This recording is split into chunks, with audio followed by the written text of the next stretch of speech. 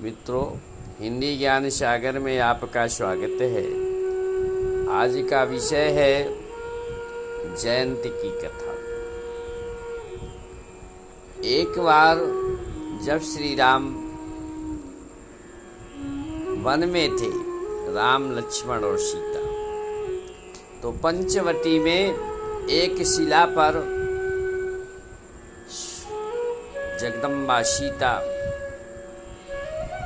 और जगत पिता श्री राम बैठे हुए थे।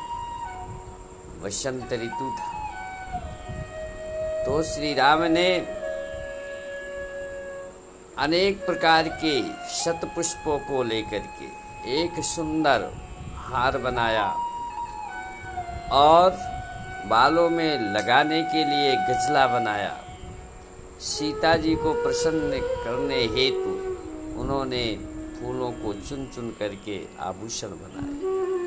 तुलसीदास जी लिखते हैं कि एक बार चुनि कुसुम बनाए, अमति सप्रेम सीता ही पहिराए।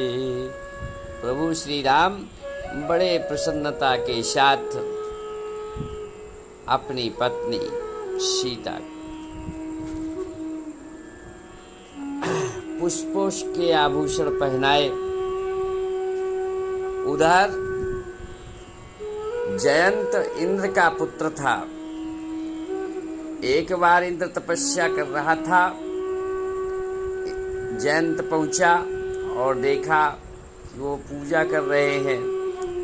विचार करने लगा कि मेरे पिता तो इंद्र हैं, राजा हैं, फिर किसकी पूजा करते हैं। जब वो पूजा समाप्त हुई तो उसने पूछा कि आप ब्रह्मा विष्णु महेश किसकी पूजा करते हैं। तो इंद्र ने कहा कि मैं राम की पूजा करता हूँ। कौन राम? कहने लगे कि वो राम जिसकी आराधना स्वयं ब्रह्मा विष्णु महेश करते हैं। वो स्वयं श्री हरि के अवतार हैं।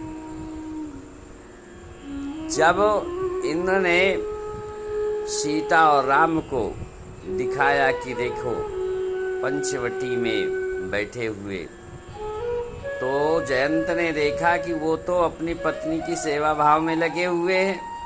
वो तो उनको फूलों के हार पहना रहे हैं, आभूषण पहना रहे हैं और एक सरकंडे को लेकर के महावर लगा रहे हैं।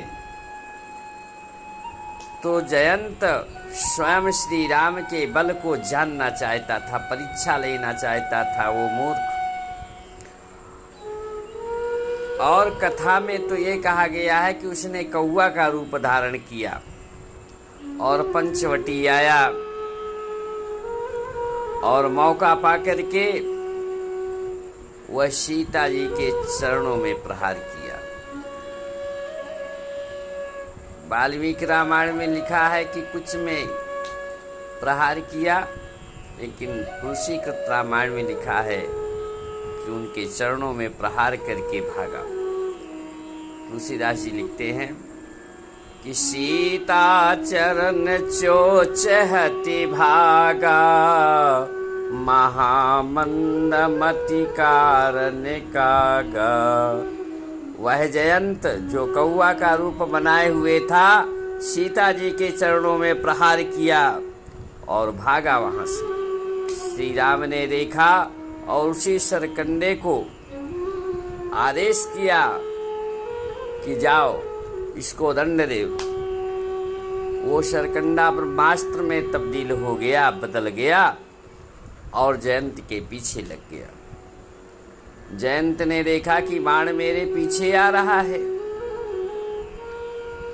तो जयंत भागते हुए इंद्रलोक पहुंचा। अपने पिता के सामने गिड़गिड़ाने लगा कि पिताजी मुझे बचाओ बचाओ तात। और जब सारी बात इंद्र ने सुनी तो उन्होंने कहा, बेटा मेरे अंदर ये सामर्थ्य नहीं कि मैं तुझे बचा सकूं, तुम ब्रह्मा जी के पास जाओ।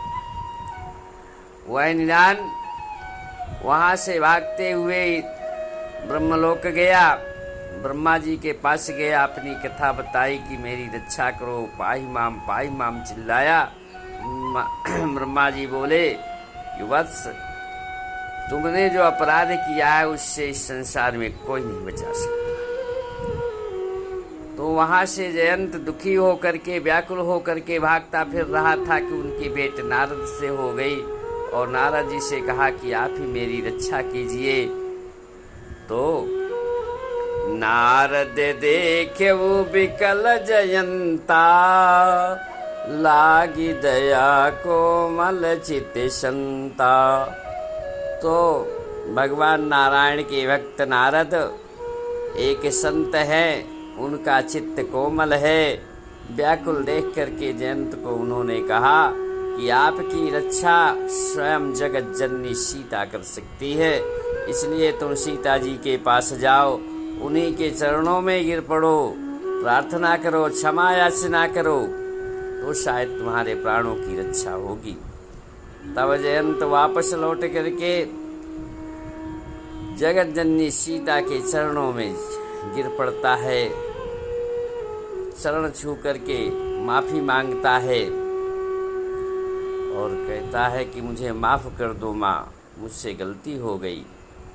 तब सीता जी ने श्री राम से कहा कि हे प्रभु, आप अपने बाण को आदेश करिए, इस बाण को वापस ले लीजिए। तो श्री राम बोले कि यह मेरे आदेश का पालन कर रहा है और मेरे जितने भी बाण हैं वो सब अचूक है, अतः दंड तो देगा ही, लेकिन हल्का दंड दे देता हूँ।